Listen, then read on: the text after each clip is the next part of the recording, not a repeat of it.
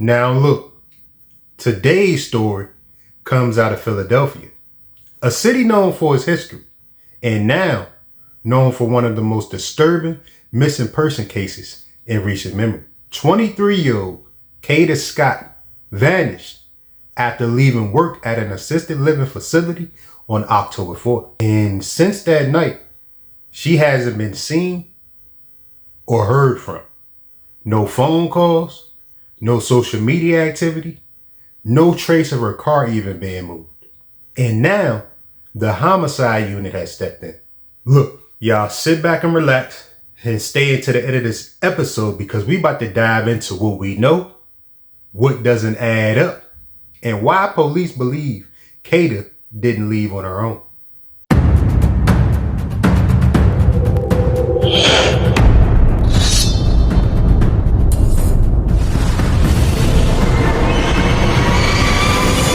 Welcome back to another episode of Eyes Low, Belly Full. As y'all know, this marks episode 172.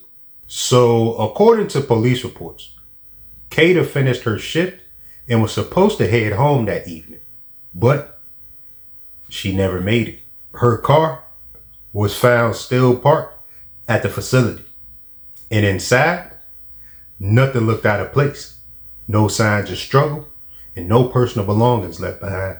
But the one thing that did raise immediate concern was that her phone went dark. No text, no GPS, no activity on any of her social media accounts. Something completely out of character for a young woman her age. And if things couldn't get any more weird, days before she disappeared, friends say she was getting harassed phone calls. There are new details tonight in the disappearance of a 23-year-old woman from Philadelphia who has not been seen since Saturday. CBS Philadelphia's Ray Strickland spoke with the family of Kada Scott and police about the latest on their search for her whereabouts. That's what I feel, that she's not safe, and that's the problem. Kevin Scott and Kim Matthews want you to take a good look at this photo. It's of their 23-year-old daughter, Kada Scott, who hasn't been seen by family since October 4th. Last few days been crazy, head spinning, trying to figure out what's going on. Scott's family reported her missing the day after she didn't return home from an overnight shift at an assisted living facility in Chestnut Hill. Philadelphia police say Scott's co-workers told them that she did show up to work that night, but left before her shift ended. Captain John Craig says what makes that concerning is that Scott didn't leave in her car and that her phone is now currently off. You have a 23-year-old young lady who has completely disappeared. We have no cell phone activity or social media activity, and she's not reached out to family or friends. Police have since recovered the car Scott used to drive to work, hoping to collect evidence that can connect them to her whereabouts. Detectives also are investigating a possible lead about Scott being harassed before she went missing. Harassed, threatened, so we're a little concerned because she didn't tell us, of course, but other her friends, and she did mention it to them, but didn't give any names, names or anything like that. So we're trying to piece everything together to find out exactly who these people are. The family is now praying for Scott's safety. Now, it's not clear who was calling or what they wanted, but that detail sent chills through everyone who knew her. Now, police quickly began searching the area, including Albury Arboretum, a large wooded park in Northwest Philadelphia. Even K9s were brought in, and volunteers combed through the property, but nothing connected directly to Kada was found. And despite that, the Philadelphia Homicide Unit has joined the case, not because they've confirmed foul play, but because they wanted to prepare for the worst.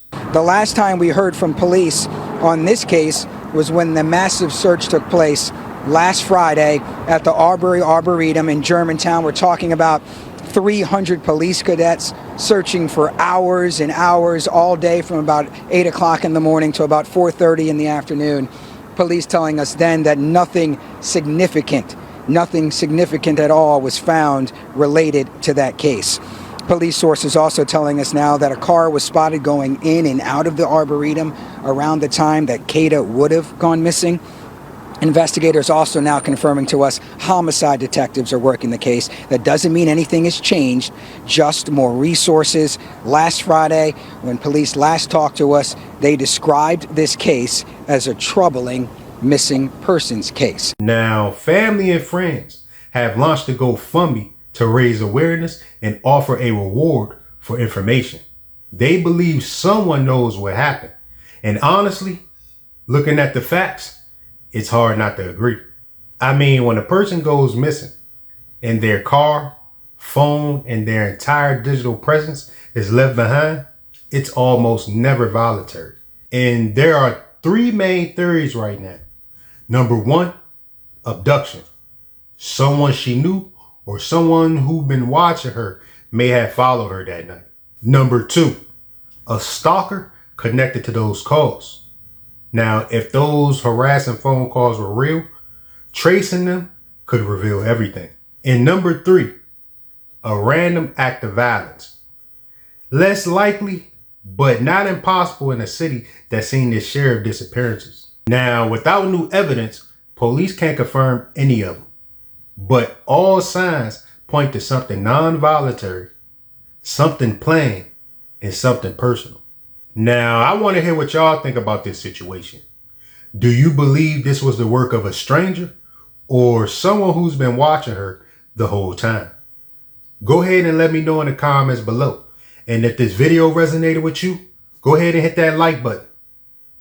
Give me a thumbs up and also subscribe and hit that bell notification for more episodes.